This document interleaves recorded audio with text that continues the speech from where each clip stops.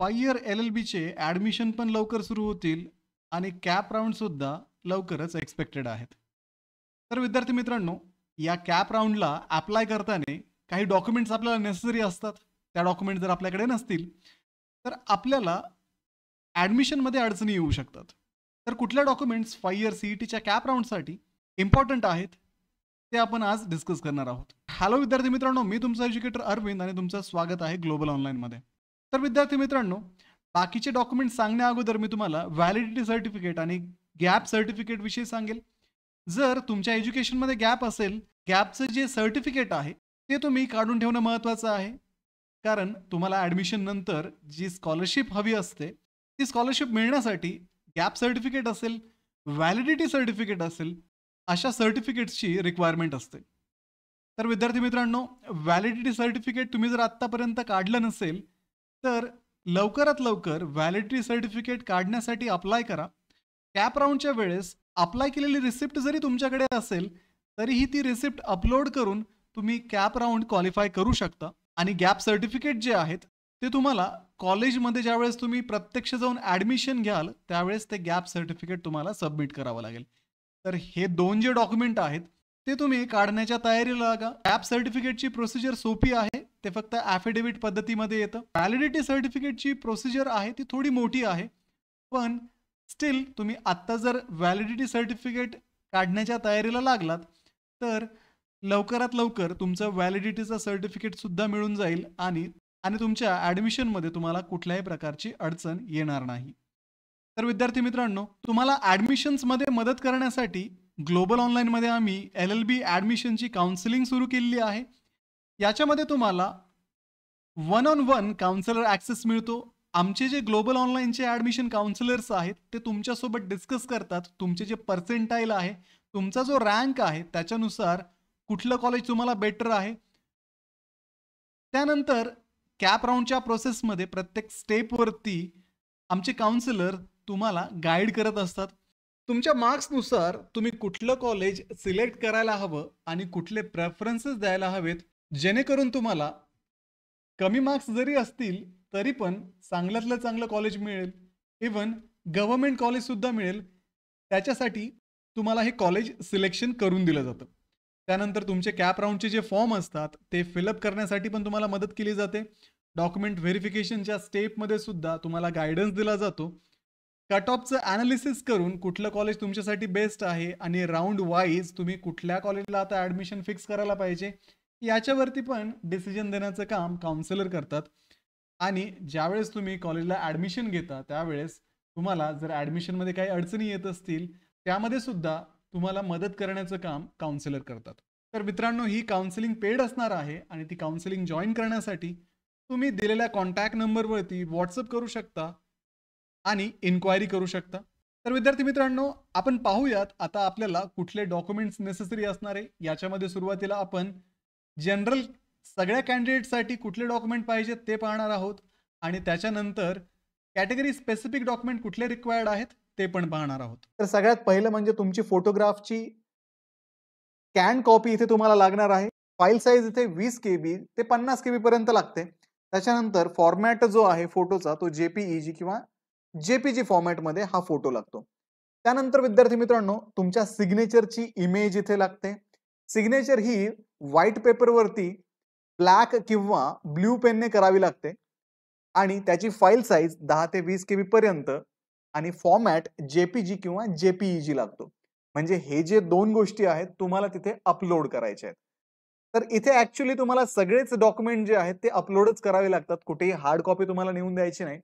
ज्यावेळेस cap round आपले सुरू होणार आहेत, कॅप राउंड सुरू झाल्यानंतर कॅप राउंडचे फॉर्म सुरुवातीला येतात. तर कॅप राउंडसाठी रजिस्ट्रेशन करताना तुम्हाला या सगळ्या गोष्टी तुमच्याकडे रेडी ठेवणं महत्त्वाचं आहे. पहिलं झालं फोटोग्राफ, दुसरं झालं सिग्नेचर. त्याच्यानंतर SSCचे जे मार्कशीट आहे ते तुम्हाला इथे लागतं.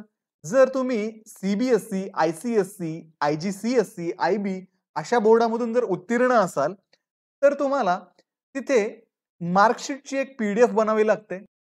त्याच्यानंतर मार्कशीट सोबत तुम्हाला कन्व्हर्जन सर्टिफिकेट सुद्धा इथे अटॅच करावं लागतं. तर हे कन्व्हर्जन सर्टिफिकेट सेल्फ अटेस्टेड लागतं. तर याची फाईल साईज ही मॅक्सिमम 500 KB पर्यंत लागते आणि फॉर्मॅट जो आहे तो PDF फॉर्मॅट लागतो.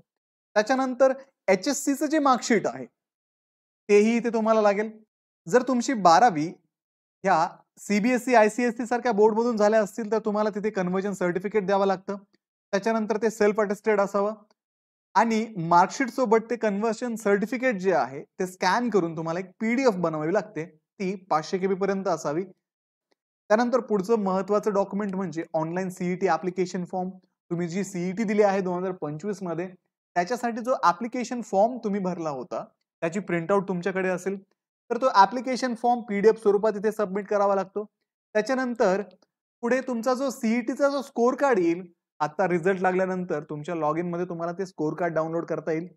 ते स्कोर कार्ड जे आहे तेही तुम्हाला कॅप राऊंडच्या अगोदर रजिस्ट्रेशनसाठी अपलोड करावं लागतं. त्यानंतर डोमिसाइल सर्टिफिकेट और proof of birth in Maharashtra. तर या सर्टिफिकेट पैकी कुठलंही एक सर्टिफिकेट तुम्हाला द्यावं लागेल ज्याच्यावरती तुमचा जन्म महाराष्ट्रामध्ये झाला आहे हे क्लिअर होईल. जसं की डोमिसाइल सर्टिफिकेट असेल तर ते द्या. बर्थ सर्टिफिकेट जर असेल तर तेही चालेल. स्कूल लिव्हिंग सर्टिफिकेट पण चालेल. त्याच्यानंतर community nativity date of birth certificate हेही चालेल. फाईल साईज ही 500 KB पर्यंत असावी आणि PDF फॉर्मॅटमध्ये तुमचं हे डॉक्युमेंट असावं. त्याच्यानंतर मित्रांनो हे जे सगळे डॉक्युमेंट आहेत हे सगळे डॉक्युमेंट हे जनरली सगळ्यांना ऍप्लिकेबल आहेत. तर त्याच्यामध्ये कुठले कुठले पाहिले आपण?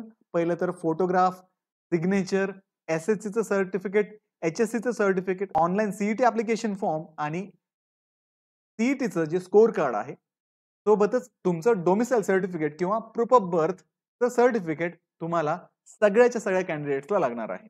ठीक आहे. याच्यामध्ये तुमची कॅटेगरी कुठलीही असो तुम्हाला हे सर्टिफिकेट्स जे आहेत 1 ते 8 कंपल्सरी असतील. त्याच्यानंतर पुढे कॅटेगरी स्पेसिफिक डॉक्युमेंट आहेत. आता महाराष्ट्र स्टेट कॅन्डिडेटसाठी टाईप A कॅन्डिडेट ते आहेत. त्यांच्यासाठी any one of the following सांगितलंय. म्हणजे एकतर डोमिसाइल सर्टिफिकेट तुम्ही देऊ शकता, birth certificate, school leaving certificate, community nativity and date of birth certificate जे आपण 8 नंबर मध्येच पाहिलंय तर तुम्हाला इथे हे अप्लिकेबल आहे. त्याच्यानंतर टाईप B कॅन्डिडेट जे असतील त्यांच्यासाठी वडिलांचं डोमिसाइल सर्टिफिकेट किंवा आईचं डोमिसाइल सर्टिफिकेट तुम्हाला इथे जोडावं लागेल. टाईप C कॅन्डिडेटसाठी प्रोफॉर्मा A जो आहे, सर्टिफिकेट फ्रॉम एम्प्लॉयर हा प्रोफॉर्मा A जो आहे तुम्हाला ज्यावेळेस कॅप राऊंडचं डॉक्युमेंटचं जे नोटिफिकेशन येईल त्याच्यामध्ये हा प्रोफॉर्मा A दिलेला असेल तो तुम्ही इथे भरून द्यायचा आहे.